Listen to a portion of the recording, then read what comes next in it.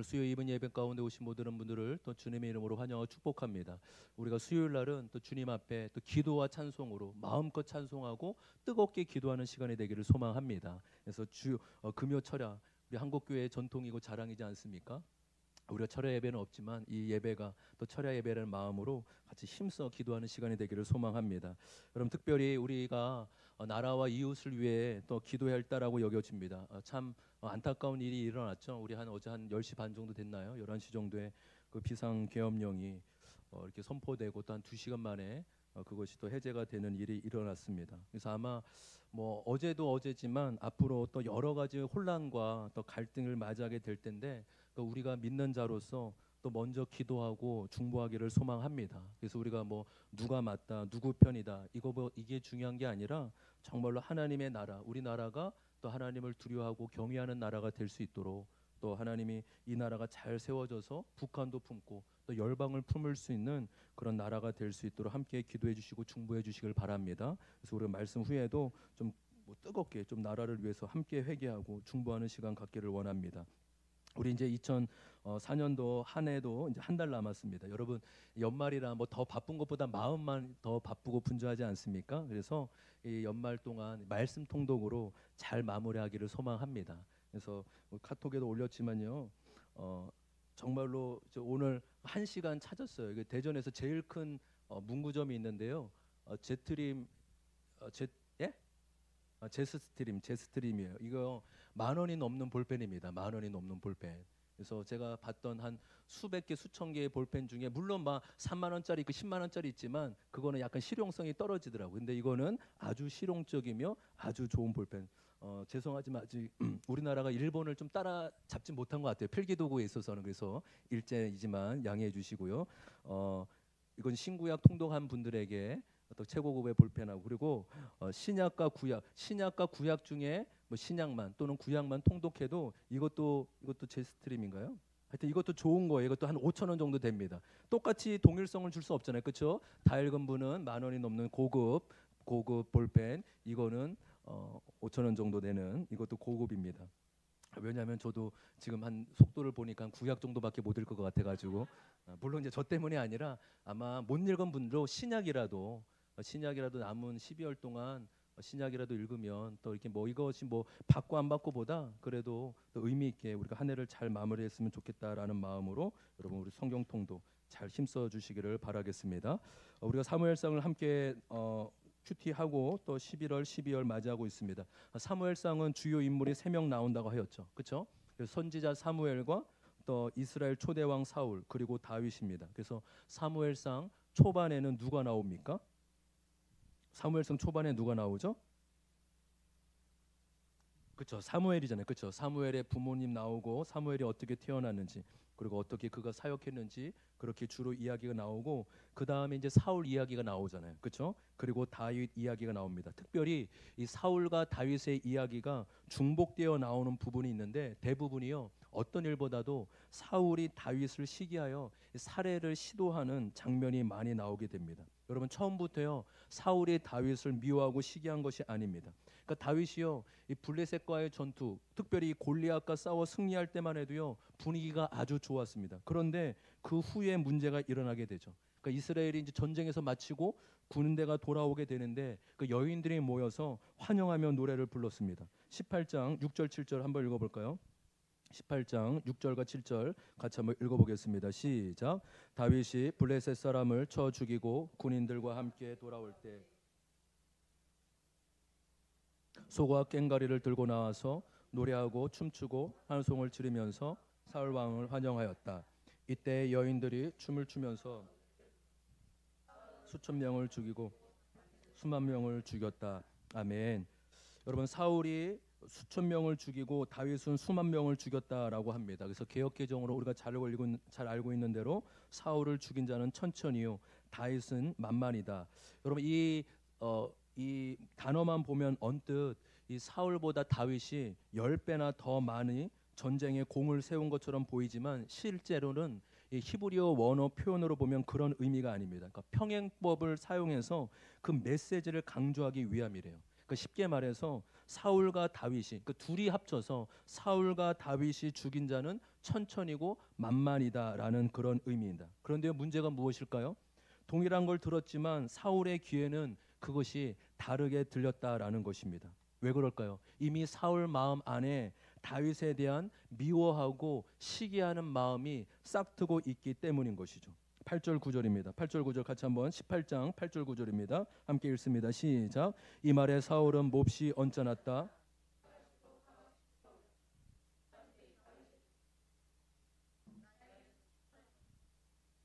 이제 더 돌아갈 것은 이 왕의 자리밖에 없겠군 하고 투덜거렸다. 그날부터 사울은 다윗을 시기하고 의심하기 시작하였다. 아멘. 여러분 8절에 사울이 몹시 언짢았다라고 말하고 있죠. 이 언짢았다라는 이 단어가 걱정하다, 근심하다, 불안하다라는 히브리어 원어입니다. 곧 이 다윗의 존재로 인하여서 사울은 불안해지기 시작한 것입니다. 그리고 마치요 이 둘째가 태어났을 때 이 첫째가 그 엄마의 사랑을 빼앗겼다고 생각하며 이 둘째를 어떻게 하죠? 질투하고 때로는 꼬집고 괴롭히지 않습니까? 마찬가지로 그렇게 자신의 마음을 백성 가운데 빼앗긴 것처럼 그런 시기하고 질투하는 마음이 생긴 겁니다. 여러분 특별히 아마 이 사울은 예전에 이 사무엘로부터 들었던 말을 기억하고 있었을 것입니다. 우리 지난주 말씀이었죠. 사울이 불순종해서 하나님이 사울에게 뭐라고 말씀하셨습니까? 뭐라고 하죠? 그렇죠. 다른 사람을 왕으로 그렇죠. 세울 거라고 하잖아요. 13장 13절 14절 지난주 말씀 제가 한번 읽어보겠습니다. 13장 13절과 14절입니다. 사무엘이 사울에게 말하였다. 해서는 안 될 일을 하셨습니다. 주 하나님이 명하신 것을 임금님이 지키지 않으셨습니다. 명령을 어기지 않으셨더라면 임금님과 임금님의 자손이 언제까지나 이스라엘을 다스리도록 주님께서 영원토록 굳게 세워주셨을 것입니다. 그러나 이제는 임금님의 왕조가 더 이상 계속되지 못할 것입니다. 함께 읽을까요? 시작. 주님께서 임금님께 명하신 것을 임금님이 지키지 않으셨기 때문에 주님께서는 달리 마음에 맞는 사람을 찾아서 그를 당신의 백성을 다스릴 영도자로 세우셨습니다. 아멘. 여러분 아마 사울은요 이 말씀 때문에 자신을 대신해서 세워지는 자가 누구인지 알려고 하였을 것입니다. 그래서 사울은요 그 뒤부터 이 다윗을 주목하고 시기하기 시작합니다. 여기서부터 비극이 시작되고 있음을 보여주고 있어요.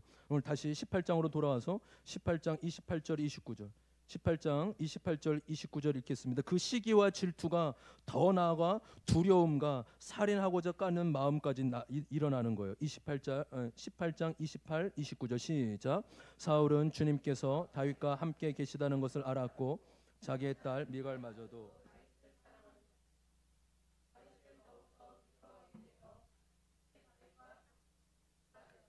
아멘. 여러분 이제 사울은 다윗을 시기하는 것을 넘어서 두려워하게 되었고 또 결국 다윗을 죽이기로 마음을 먹게 됩니다.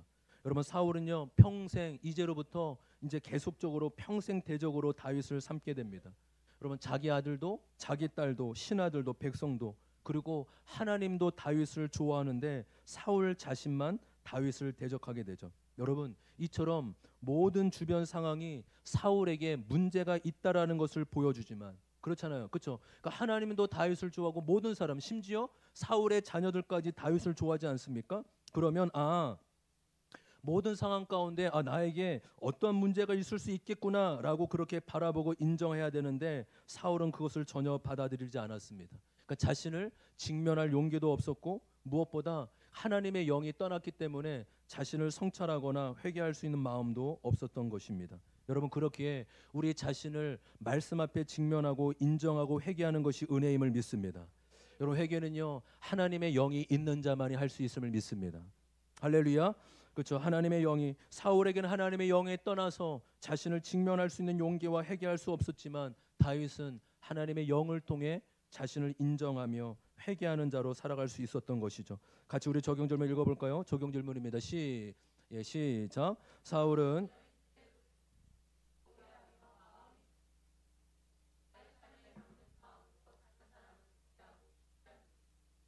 여러분 어떠세요? 내 안에 오해하는 마음, 사람에 대해 선입견을 가지고 오해하는 마음은 무엇인가요? 18장 19장 이후로 사울은 계속 다윗을 시기하고 죽이려고 했습니다. 그런데 여러분 사울에게 문제는 다윗이 아니었어요. 사울에게 문제는 그의 시선이었습니다. 사울이 처음 왕이 되었을 때 하나님의 뜻을 따라 이방 나라와 싸우며 승리를 경험했죠. 그러나 그의 시선이 점차 하나님이 아니라 자신의 성공, 자신의 업적, 자신의 인기에 점차 자신의 시선을 빼앗기고 말했던 것입니다. 다시 말해 사울에게 문제는 다윗이 아니라 하나님을 바라보지 못하는 그의 시선이 문제였던 것입니다. 여러분, 동일하게 우리의 삶에도요, 어려움이 찾아오면 사람이 문제이고 환경이 문제라고 생각합니다. 그래서 내가 그 상황만 바뀌면, 야, 저 사람만 사라지면 문제가 해결될 것이라고 생각하지만 잘 들으세요. 우리의 시선과 우리의 마음이 바뀌지 않으면 여전히 문제는 그대로 또 다시 반복될 것입니다. 할렐루야. 저는 참 감사해요. 저의 사역 가운데 특별히 어떤 어려움이나 문제가 있으면, 물론 어려움이 있죠. 당연히 어떤 관계의 어려움일 수도 있고 사역 가운데 어려움이나 문제가 있을 수도 있습니다. 그렇지만 그 문제를 피하기 때문에, 물론 하나님이 막아주신 것도 있지만 그 자리를 버티게 하시고 견디게 하신 것이 하나님의 뜻이고 하나님의 일하심을 믿습니다. 왜 그렇습니까? 문제가 아니래요. 우리의 마음과 우리의 시선이 어디에 있는지, 그것이 문제라고 우리 성경은 말해주고 있는 것입니다. 여러분 생각해 보십시오. 만약에요, 사울이요 설령 다윗을 죽이는 데 성공했더라도 그의 삶의 문제는 여전히 남아 있을 거예요. 제2의 다윗, 제3의 다윗을 희생양으로 삼아 여전히 혈기등등하며 살인하려고 하는 마음이 사울에게 있었을 것입니다. 그래서 저 사람만 없었으면, 이 상황만 나아지면 해결될 것이라는 우리의 마음은 착각이며 우리의 근본, 우리의 시선과 마음이 바뀌어야 될 줄 믿습니다. 여러분, 저와 여러분의 시선이 어디를 향해 있습니까? 주님을 향해 시선을 맞추고 있습니까? 아니면 세상과 자신을 향해 시선을 맞추고 있습니까? 여러분, 우리의 시선을 주님께 향하지 않는다면 결국 우리가 바라보고 의지하는 시선, 그곳으로 인해 우리가 스스로 작아지며 망가질 수 있음을 분명히 아는 은혜가 있기를 소망합니다. 사울의 문제는 환경이나 다윗 때문이 아니라 주님을 바라봐야 될 시선을 스스로 놓쳤기 때문인 것이죠. 우리 적용 질문 같이 한번 읽어보겠습니다. 적용 질문입니다. 시작. 나는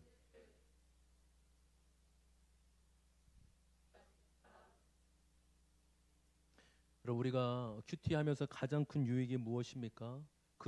그동안은 계속 어려움이 있으면 외부에서 찾고 외부를 탓하는데, 결국 이것이 외부나 환경의 문제가 아니라 결국 나의 여전히 죄악되고 100% 죄인인 우리의 죄로 인해 일어나는 일임을, 바로 하나님은 우리에게 책임을 주셨고 우리에게 선택할 수 있는 결정권을 주셨기 때문에 결국 원인을 나에게서 찾는 것이 가장 큰 은혜이고 하나님이 원하시는 방식임을 믿습니다.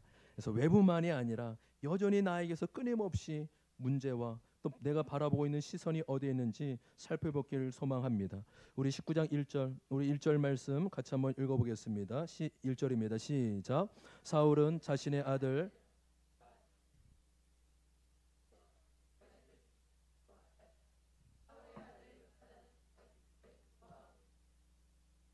여러분, 이제 1절에 보면 이제 사울이 요나단과 자신의 아들 요나단과 모든 신하들이 듣는 데서 다윗을 죽이겠다고 하는 거예요. 그러니까 그 전까지는, 그렇죠, 19장 전까지는 계략으로 혼자서 그런 마음을 품었지만 이제는 공식적인 선언이기 때문에 이제는요 다윗이 살아날 길은 거의 없어 보입니다. 근데 이런 위기의 상황 가운데 바로 다윗이 살아날 수 있게끔 도구로 쓰임 받는 사람이 있죠. 누구일까요? 맞습니다. 1절에 바로 사울의 아들 요나단을 통해 바로 다윗이 살아날 길을 하나님이 허락하시는 것이죠. 요나단이 아버지 사울의 계획을 다윗에게 알려주고 다윗에게 2절에 보면 수모라고 하지 않습니까?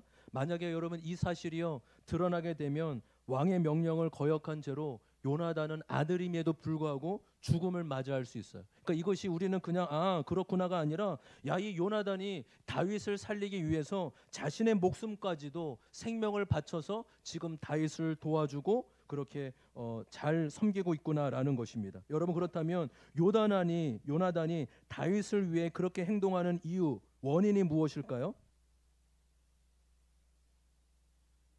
예? 요나단이 다윗을 위해서 그렇게 하는 이유가 무엇이에요? 네. 우리 이제 해석도 중요하지만 관찰로부터 해석이 나오기 때문에 1절에 보면 뭐라고 나와 있죠? 사울의 아들 요나단은 어떻게 했다고요? 다윗을 어떻게 해요? 매우 좋아하고 있었다. 매우 좋아하고 있었기 때문이라는 겁니다. 여러분, 그러니까 다윗 한 사람을 바라보는 시선이요, 사울과 요나단이 전혀 다른 거죠. 그러니까 사울이 보기에는 다윗은 위협적이고 제거해야 할 대상이었지만 요나단이 보기에는 다윗은 어떠한 대상이었을까요? 사랑의 대상입니다. 여러분, 어쩌면 이것이 우리 인간의 본능적인 모습인 것 같아요. 그러니까 누구를 볼 때 저 사람 나에게 위협이 되는 사람이야. 저 사람 나에게 도움이 되는 사람이야. 저 사람 나에게 맞고 좋은 사람이야. 또 저 사람은 나에게 도움이 되지 않고 별로 좋지 않는 사람이야. 여러분, 이렇게 사람을 구분하는 모습이 저와 여러분 마음 안에 있지 않습니까? 이것이 어떻게 보면 인간의 본능이고 인간적인 마음일 수 있다라는 것입니다. 여러분, 그렇다면 우리의 본능을 거슬려 한 사람을 존귀하게 볼 수 있는 것이 바로 1절에 나와 있는 거예요. 바로 이 모든 본능, 사람을 구분하는 본능을 거스릴 수 있는 딱 한 가지, 그 원인이 무엇일까요? 이 좋게 여겼다라는 것을 다른 말로 뭐라고 할 수 있을까요? 그렇죠, 맞습니다. 사랑입니다. 여러분, 사랑의 마음이 있을 때 사람을 판단하는 자가 아니라 그 사람을 온전한 사람으로 바라보고 존중하게 될 줄 믿습니다. 여러분, 요나단이요, 위대한 게요, 다윗만을 그렇게 본 게 아니라 사울을 죽이려 하는 다윗을 죽이려 하는 사울 동안 같은 눈길로 바라보게 있다라는 거예요. 어떻게인지 아세요? 여러분, 4절 5절 보세요. 그러니까 요나단은요, 다윗만 사랑한 게 아니라고요. 요나단은 사울을 죽이려고 했던 사울도 사랑했다고요. 4절 5절 같이 한번 읽어보겠습니다. 시작. 요나단은 아버지 사울 앞에서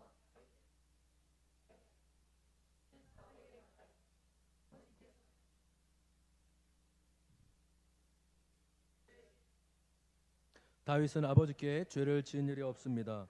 오히려 다윗은 아버지를 도와서 아주 좋은 일들만 했습니다. 그는 자기 목숨을 아끼지 않고 블레셋 장군을 쳐 죽이고, 그래서 주님께서 온 이스라엘에게 이렇게 큰 승리를 안겨주셨습니다. 아버지께서도 그것을 직접 보고 기뻐하셨습니다. 그런데 지금 무엇 때문에 이유도 없이 다윗을 죽여 죄 없는 피를 흘려 죄를 지으려고 하십니까? 아멘. 여러분, 지금 이 절대 권력자인 왕에게 비록 아들일지라도 위협을 하면 죽임을 당하는 것이요, 역사의 실상입니다. 그러면 지금 이 요나단이요, 사울에게 직언을 하는 것은 생명을 내어놓는 일인 것이죠. 그러나 이것이 가능한 일이 무엇일까요? 요나단이 여전히 사울에 대해 존중하고 사랑하는 마음이 있기 때문입니다. 그 마음이 있기 때문에 사울에게도 악을 악이라고 하며 선을 선이라고 말하고 있는 것입니다. 여러분, 사랑의 마음은 사람을 존중하고 존귀하게 여기는 마음을 낳게 되는 것입니다. 여러분, 사람을 존중할 때 그 사람이 나에게 도움이 되냐 되지 않냐, 여러분, 네 편 내 편 나누지 마십시오. 여러분, 저는 제자들 교회를 사랑해요. 제자들 교회 출신인 게 자랑스러워요. 왜 그런지 아세요? 제자들 교회는 하나 되기를, 어떻게든 하나 되기를 힘쓰는 교회이기 때문이에요. 여러분, 감독님 무서운 거 여러분 잘 모르시죠? 무서운 분이세요.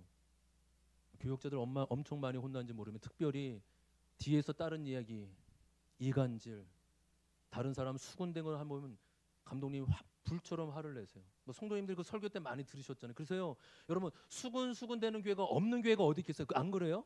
근데요, 그래도 적은 교회가 제자들 교회 아니겠습니까? 그렇죠? 네 편 내 편 없고 새로운 사람이나 처음 개척 멤버나 전혀 상관없이 누구든지 하나님 안에서 동일한 은혜를 받을 수 있는 곳.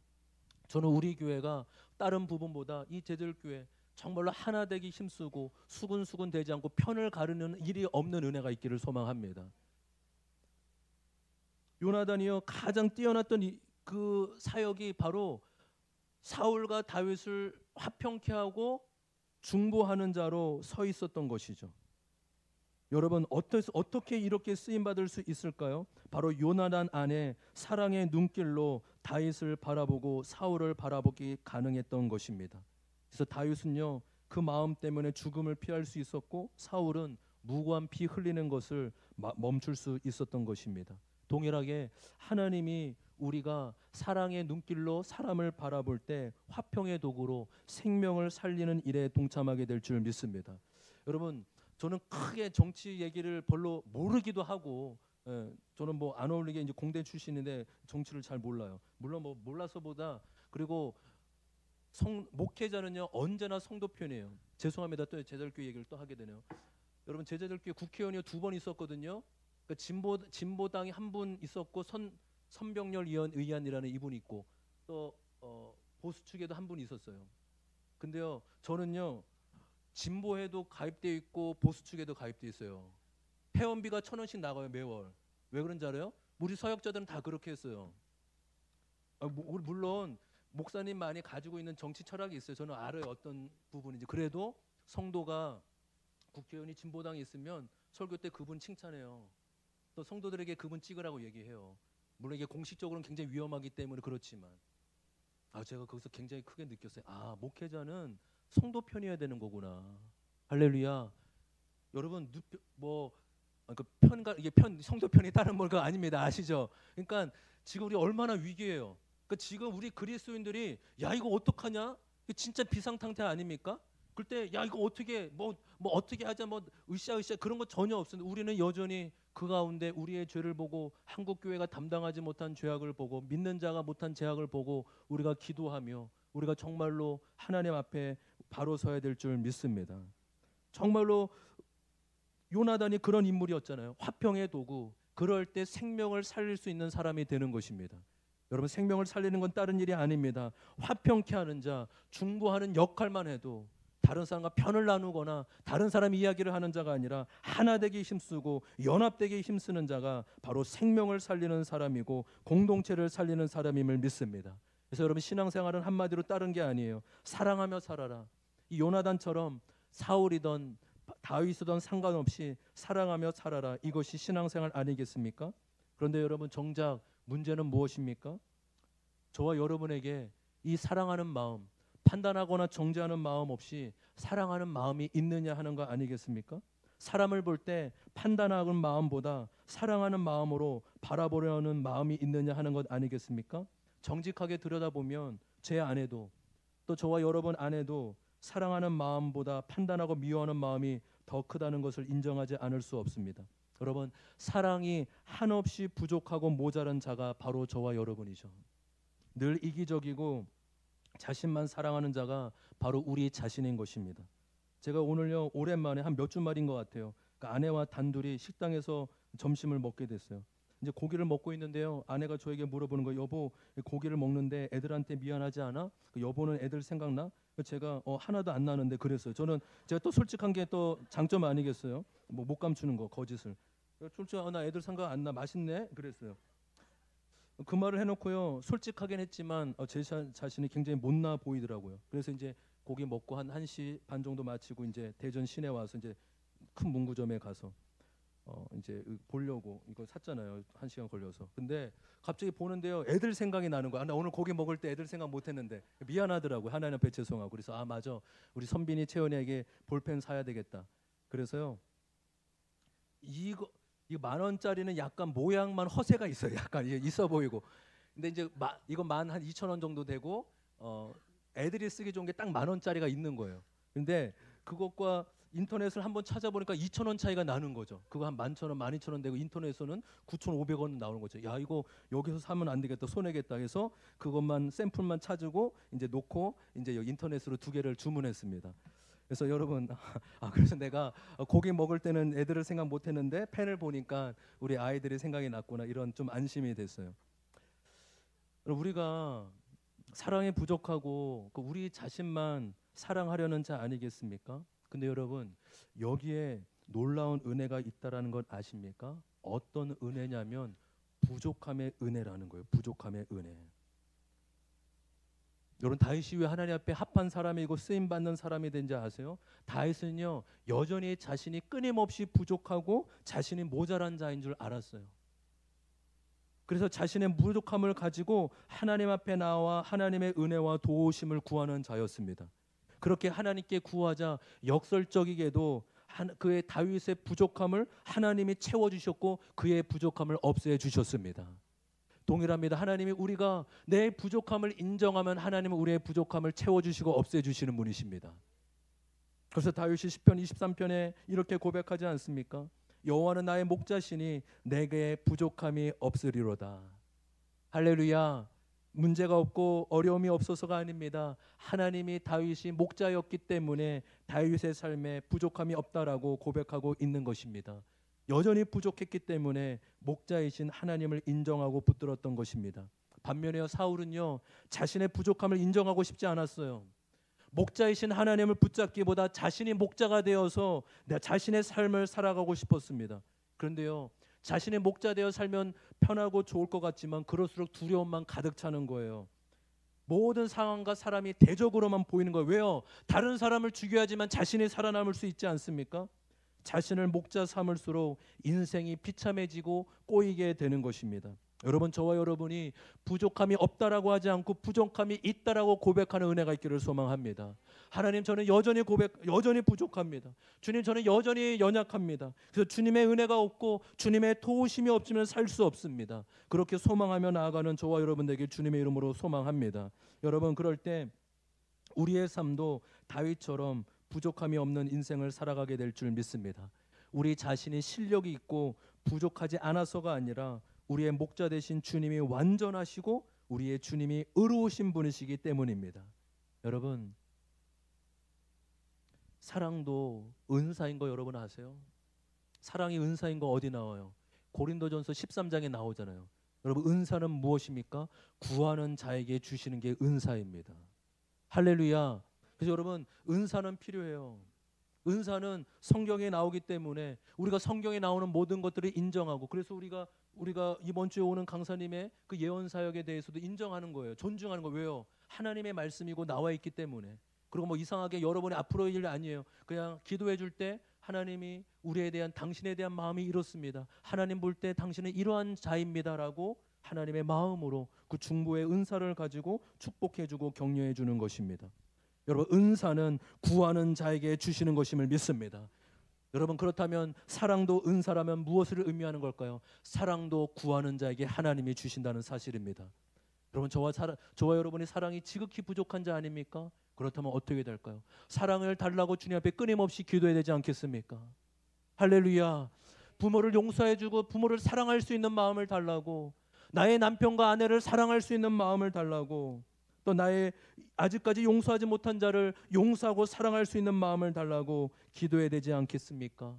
하나님, 사랑을 달라고 기도할 때 주님은 사랑을 주시는 분이심을 믿습니다. 여러분, 사랑이 많은 것은 처음부터 되는 게 아니에요. 사랑은 하나님의 은사를 구하고 하나님 앞에 끊임없이 자신의 부족한 마음을 아뢰는 자에게 사랑의 사람으로 주님이 만들어 가시고 빚어 가실 줄 믿습니다. 그렇습니다. 여러분, 요나단은 다윗과 사울을 볼 때 나쁜 사람, 좋은 사람으로 보지 않았어요. 저와 여러분의 사람을 볼 때 이분법적으로 저 사람은 나쁜 사람이야, 저 사람은 좋은 사람이야, 이렇게 이분법적 사고로 보지 않는 은혜가 있기를 소망합니다. 우리가, 저와 여러분이 화평의 도구로 서면서 사랑의 눈길을 구할 때 네 편 내 편이 아니라 모두가 연합되고 일치되는 은혜가 있기를 소망해요. 우리 오늘 한 20명 정도 오시지 않습니까? 여러분, 저와 여러분만 하나 되기 힘쓰고 어떤 분이 오더라도 함께 품어주고 연합되고 일치될 때 우리 교회를 하나님이 많고 적음을 떠나서 강력한 교회로, 하나님이 기뻐하는 교회로 삼아 주실 것입니다. 그래서 정말로 사람을 볼 때 하나님의 마음을 가지고 사랑의 눈길로 화평의 도구로 사는 저와 여러분 되기를 소망합니다. 우리 적용 질문 있고 오늘 좀 기도하는 시간 충분하게 갖도록 하겠습니다. 마지막 적용 질문입니다. 시작. 나는 사람을 볼 때